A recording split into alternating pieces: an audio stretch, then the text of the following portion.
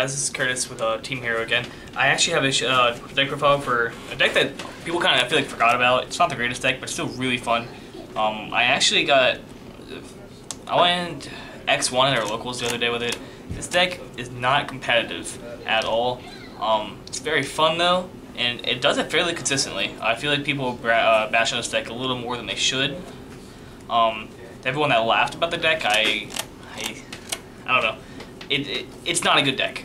It's not a good deck, but it is. Whenever the deck is going, it does it very well. And that deck is Shinobirds. Spirits, if you don't know, is one of my favorite archetypes. I love the game. I mean, I love the archetype. They're really interesting. So whenever I saw this support, I was like, oh my gosh, it's so cool. But it wasn't the greatest support, but I still wanted to play it. So I love ritual decks, I love spirit decks. So I'm playing 3 Baron. This card, if you don't know, whenever he's summoned, you can whenever he's summoned, you can bounce up to 3 monsters on the field back into the hand. And then if you want, you can special summon 1 spirit monster from your hand, ignoring level 4 or lower spirit monster from your hand, ignoring summoning conditions.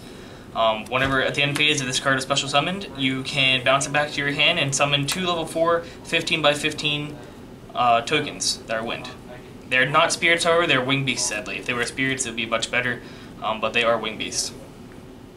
I'm pretty sure they don't count as spirits. Yeah, they're not spirits.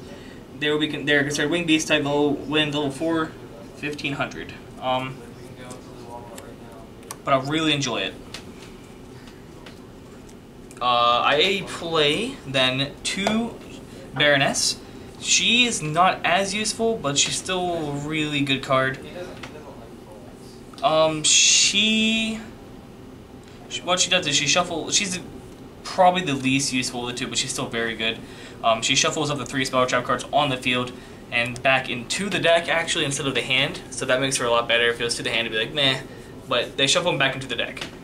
This is really good against decks like True Draco. She'll still chain, obviously, but it'll still remove the problem. You play this to force them into their place first, and then if you have the options or the enough cards, you can summon Baron to finish it out. But you can also special summon 1 level 4 or lower spirit monster from your deck, ignoring summoning conditions, which is really good. And then she also has the end phase effect, where at the end phase you bounce it back to hand and get 2 tokens. Then for the spirits, to play 3 Nikotama. Nikotama draws a card, so whenever you ritual summon using Nikotama, you get a free draw 1 because the spirit monsters are all the ritual monsters are spirits. Same with if you go to summon it, or like I use Brilliant Fusion in the deck. So if you have like a spirit monster already on the board like Aratama, you can send Nikotama because Aratama can search your spirit monster, your ritual monsters as well. So play 3 Nikotama, draw 1's really good. I play 3 Aratama. Aratama is essentially another Manju in this deck, or if you need Nikotama on your hand or you don't have access to Nikotama, it could also let you do that. Normally, in most cases, you're going to either go Nikotama or Ritual unless you have both, but this card is really good. I play 2 Crane. This card isn't as good, but when you have Brilliant Fusion set up, it's really nice. You can be like normal summon Brilliant Fusion, get your resource you need, and then ritual summon the other card, draw 1, or you can. It's really nice because you can either like summon this and then summon Aratama, draw 1 off of summoning Aratama, and then search another card, and then it also bounces back to your hand. It's also a wing beast level 4, so in wind, so you can do Chidori if you had a way of getting both out. Then I play 1 Pigeon. He's not the best card, but he can definitely save you in specific situations in case you need like the card back in hand. You like summon him, bounce your ritual back to hand, and summon the ritual back again if you need to. Doesn't have very many uses, however, it's still nice to have as an option. That's it for the spirit monsters. Then I play 3 Manju, 3 Senju. These cards get you to what you need faster. I feel like I would never play ritual deck without playing these, except maybe the zombie deck, the Vendread. I feel like that may be the only deck I would not consider playing these in because you need to north summon for your zombies too much. But any realistic like ritual deck, I always play 3 and 3.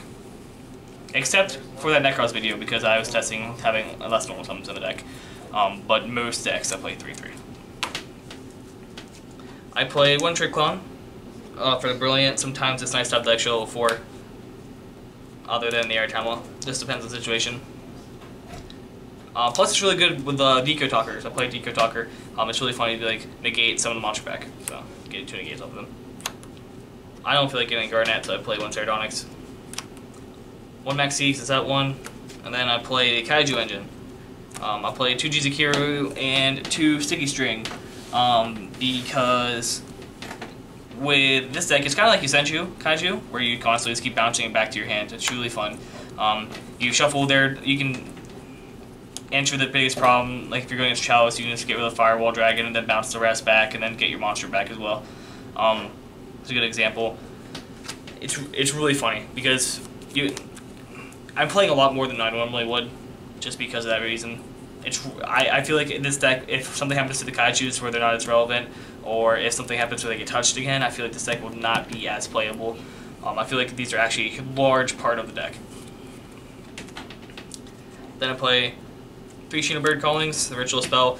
These are cool because you can also banish spirit monsters from your grave to meet the requirements. So if you have like a ritual grave or you have like Nikotama and stuff, you can use those in your grave. Play 3 Pre-Prep. Ironically, the ritual spell actually has both the individual names on the card itself, so you will be able to search either of the spirit monsters. 3 Brilliant Fusion. That's self-explanatory.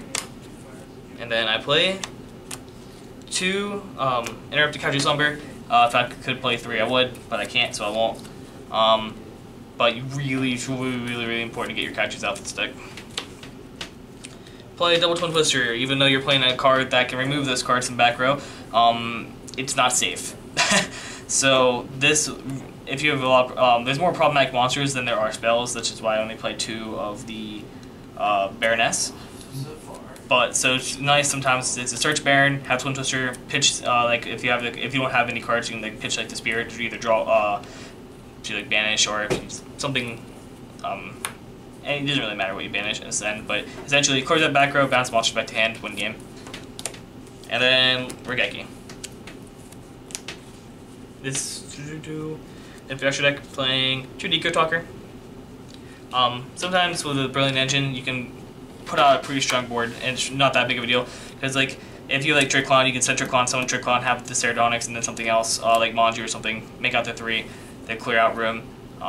And then you'll have the Trick Clone on board, and then you can summon like the Shinobird to bounce the monsters back. That way, when at the end of the turn, you have 2 tokens to bounce their monsters, and you have some form of negation. It's really nice. Then I play the Utopia package, Castel, Dweller, Chidori, Dragon, Carnagorgon. I had room, didn't really. There's not much to it. This can easily be, this can very easily be like a Dagus Emerald. I don't have one right now. I had to get rid of it. I'm gonna pick up another one again, especially for ritual decks. You really need them. So this should be a Dagus Emerald instead. But I did fine with it still, even without it. Then I played 1 Diamond Dire. And I played 2 Cowboy. The Cowboy itself, I really, this extra deck you can do whatever you really need with. I would probably do like double Castel, but double Cowboy is nice because you're honestly a problem I have with this deck is you usually leave them at like 78 life points. Ironically, when I was playing out, so I don't play double Cowboy to finish it out because this deck's hard to TK with. If you have like Jizukiru, Baron, and then like another 1400 monster you normal summon, which is usually the case, you leave them at 72. I mean, at 78. So it's nice if you have access to getting a second 4 out, you can just Cowboy the game because there's usually that missing piece that causes you an issue getting that game. Then I play 1 Ragnar Zero. I still like Ragnar Zero. It's not as good, but in case you go like against Zoo or something, it's nice to have the Ragnar Zero. You can just pop it, force them to either pop the Ragnar Zero or you can pop their Zoo monsters. And then 1 Sardonyx. That's really all it is to the deck profile. The deck itself is actually really cool. I also gave it slack. It's a lot better than I thought it would be, but it's still not great. But I do thank you guys for watching, and please like, comment, and subscribe.